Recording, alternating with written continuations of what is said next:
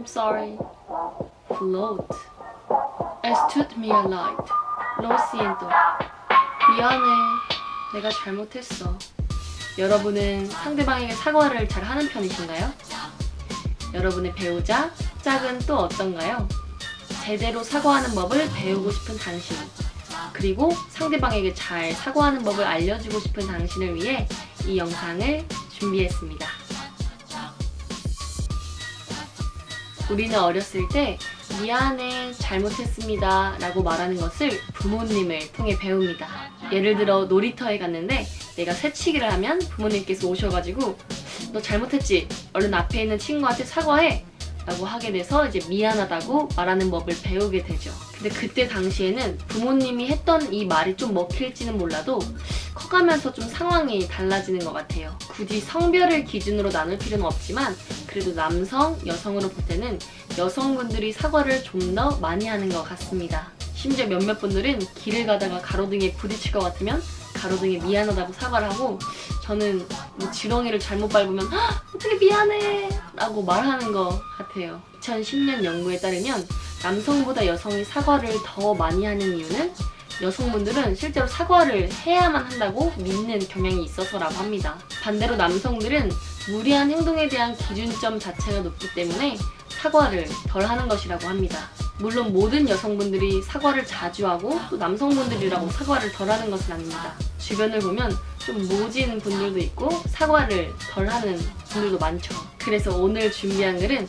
안드레아 브렌트의 제대로 사과하는 법입니다. 캘리포니아의 결혼, 가정문제 상담사인 안드레아 브렌트는 상담을 받으러 찾으러 온 많은 이들을 보면서 우리는 제대로 사과하는 법을 다시 배워야 한다고 이야기합니다. 그래야 상처를 받은 사람도 빨리 회복할 수 있고 관계에 도움이 되니까요.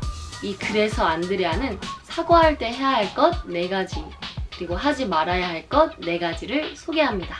개인적으로는 이 내용이 너무 좋아서 여러분들 혼자 보는 것보다는 연인, 친구랑 같이 공유하면서 이 영상 같이 보시면 더 좋을 것 같아요. 그러면 지금부터 소개해드리도록 하겠습니다. 첫째, 사과를 해야 돼, 말아야 돼. 잘못했다는 생각이 들면 바로 사과하세요. 되게 당연한 말, 뻔뻔한 말처럼 들릴 수도 있는데요. 하지만 일상생활에서 우리가 상대방에게 상처를 주고도 사과하지 않는 건 정말 흔한 일이에요. 아마 겸연쩍거나 제대로 사과하는 방법을 잘 몰라서 그런 것 같은데요. 하지만 더 나은 관계를 위해서 상대방에게 미안하다고 먼저 말하세요.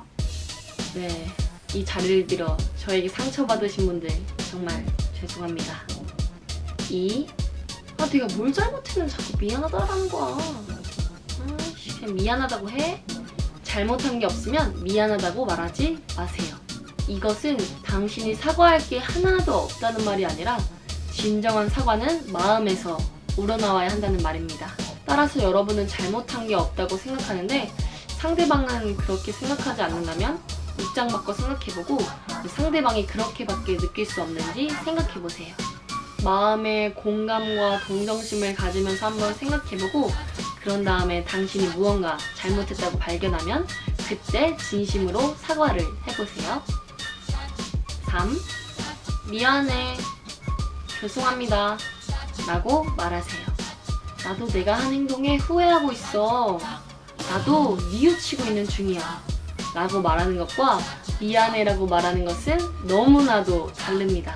여러분이 한 행동과 말이 상대방에게 얼마나 상처를 주는지 생각해보고 진심으로 미안해, 죄송합니다 라고 말해보세요. 4. 내가 너 마음을 좀 아프게 해서 유감이다. 기분 나빴다면 좀 그렇네 라고 절대 말하지 마세요. 이건 좀 듣기만 해도 열이 받는데요. 어떤 사람 때문에 상처를 받았는데 상대방이 이런 얘기를 하면 진짜 기분 나쁠 것 같지 않나요? 유감이야, 좀 그렇네. 이거는 제대로 된 사과가 아닙니다. 여러분, 우리 좋은 방법으로 제대로 사과합시다. 5. 반복적으로 상처를 주는 말과 행동을 파악하고 인정하세요. 우리 삶을 되돌아보면 같은 실수, 같은 잘못을 반복해서 여러 사람들에게 저지르는 패턴이 있어요. 저 같은 경우는 중고등학교 때 워낙 말장난을 심하게 해서 한 친구는 결국 저를 수신거부한 적도 있었습니다. 여러분 역시도 A라는 사람에게 준 상처를 B, 싫어하는 사람에게 똑같이 줬을 가능성이 있습니다. 만약 여러분 자신이 그렇게 느껴진다면 이를 얼른 파악하고 고치려고 한번 노력해보세요. 건강한 관계를 위한 핵심입니다. 6. 변명하지 마세요. 여러분이 분명 상대방에게 큰 상처를 준 이유는 있을 거예요. 자존감이 낮거나 성장 과정에서 당신의 잘못한 행동에 대해서 피드백을 준 사람이 없었을 수도 있어요. 하지만 어쨌거나 이유를 불문하고 설명하는 것과 변명하는 것은 다릅니다. 미안하다고 말하는 것이 어려울 수도 있지만 변명하지 말고 잘못된 행동에 대해 진심으로 사과하세요. 7. 제가 정말 큰 상처를 준 것 같습니다. 죄송합니다. 한 번만 용서해 주시겠어요? 용서를 구하세요. 여러분은 아무렇지 않을 수도 있지만 상대방은 여러분이 했던 말과 행동 때문에 큰 상처를 받았을 수도 있어요. 따라서 앞에 나왔던 방법대로 진심으로 사과하고 용서를 구하세요. 8. 용서를 무기로 삼지 마세요. 내가 미안하다고 말했잖아 라고 말한다고 해서 여러분이 상대방에게 계속 무례하게 대하거나 같은 실수를 또 저질러도 된다는 것이 아닙니다. 여러분이 정말 미안하다고 느끼고 그에 맞는 행동을 하지 않는다면 100번 사과해봤자 아무 소용도 없습니다. 사과를 했으면 제발 그에 맞게 행동해주세요. 네, 안드레아 브렌트는 이렇게 8가지 사과 기법을 소개하는데요. 여러분은 이것에 대해 어떻게 생각하시나요? 저는 사과할 일을 만들지 않는 것이 가장 좋지만 그래도 혹시나 실수를 하게 된다면 이 방법으로 사과를 해보려고 합니다. 그리고 사실 제가 사과할 사람이 있어요. 안드레아 의견에 동의하거나 아니면 더 나은 사과 기법이 있다면 이 아래 댓글로 남겨주세요. 오늘 영상은 여기까지고요. 저는 멋진 사랑을 꿈꾸는 여러분을 위해 더 좋은 정보를 들고 찾아오겠습니다. 여러분 잊지 마세요. 사랑도 공부가 필요합니다.